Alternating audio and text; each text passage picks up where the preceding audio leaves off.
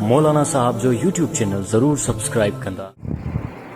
साईं कंहिं बि नमाज़ी जे अॻियां अगरि नंढो ॿारु गुज़री वञे त छा उन जी नमाज़ फासिद थींदी या न थींदी?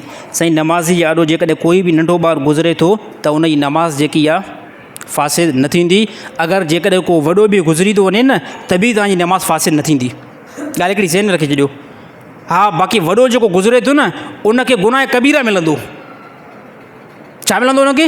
उन गुनाह कबीरा मिलंदो।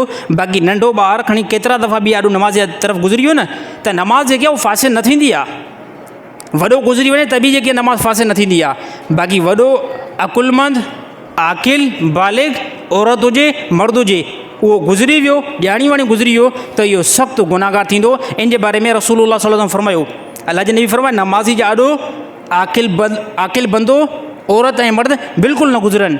पोइ अल्लाह जे नबी फरमायो जेकॾहिं अगरि तव्हांखे इन जो गुनाह जो इल्मु थी वञे, तव्हांखे इन जी सज़ा जो इल्मु थी वञे त रसूलुल्लाह सल्लल्लाहु अलैहि वसल्लम फरमायो तव्हां 40 साल हिकु जॻह ते बीहण जे लाइ इंतज़ारु कंदव पर नमाज़ी आॾो गुज़र न कंदव। नमाज़ी आॾो गुज़र न कंदव। ॾिसो मस्जिद में जेकॾहिं नंढा ॿार अची था वञनि न त उहे जेकॾहिं आॾो गुज़रनि था कंहिं क़िस्म जो कोई टेंशन आहे बि न। कंहिं क़िस्म जो कोई बि टेंशन न आहे। जेकॾहिं नमाज़ी जे आॾो नंढो ॿारु जेको गुज़री वियो न नमाज़ फासिद न आहे थींदी। अहिड़ी तरह हा अहिड़े ॿार खे मस्जिद में आणियो, नंढे ॿारनि खे पंहिंजनि खे मस्जिद में आणियो पर केतिरा हुजनि जीअं उहो पेशाब ऐं पायखानो जीअं उनखे ख़बर पवे। ईअं न त अहिड़े हिकिड़े नंढे ॿार खे वठी अचो जेको पेशाब करे अहिड़ी तरह मस्जिद बिल्कुलु ख़राबु थिए, अहिड़े ॿार खे मस्जिद में बिल्कुलु न आंदो वेंदो।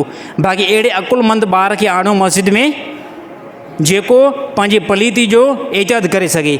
ऐं इहो टेम आहे ॿारनि खे मस्जिद में आणींदा कयो। बाद माण्हू चवंदा आहिनि ॿारनि खे मस्जिद में न आणियो, त हिन टेम जेकॾहिं पंहिंजी औलाद खे मस्जिद में न आणींदव त इहो वञी करे ॿारु रुलंदो, रांदि खेॾंदो, बद अख़लाक़ी सिखंदो। त ॿारनि खे मस्जिद में आंदो वञे ताकी उहे तव्हांजे रुकू खे ॾिसनि, तव्हांजे सजदे खे ॾिसनि, तव्हांजे क़ुर जी तिलावत खे ॾिसनि त बंदो नंढो ॿारु उन तरफ़ ई माइल थींदो आहे। ॿारु जेको न अक्सर उन कम खे खणंदो आहे, पीउ जे ज़ुबान मां जेको जुमिलो निकिरंदो आहे न उन ते एतिरो अमल न कंदो आहे।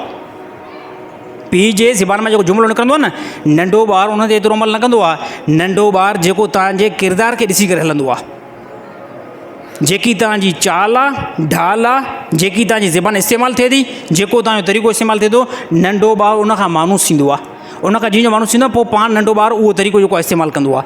त नंढा ॿार जेकॾहिं अहिड़ा ॿार मस्जिद में अचंदा जेके पेशाब ऐं पायखाने बिल्कुलु न कंदा आहिनि ऐं बिल्कुलु दुरुस्त आहिनि ऐं सही आहिनि, वॾा आहिनि, इहे ॿार जेकॾहिं मस्जिद में अचनि था बिल्कुलु दुरुस्त अमल आहे साईं। इहे हिन टाइम मस्जिद में ईंदा, इहे वॾा थींदा पोइ बि मस्जिद में ईंदा। हाणे हिन टाइम जेकॾहिं अगरि मस्जिद खां धिका ॾेई उनखे कढंदव न इहे वॾा थी करे न ईंदा मस्जिद ते, न ईंदा, न ई नमाज़ ते ईंदा। हिन टाइम ॿारनि खे मानूस करिणो आहे।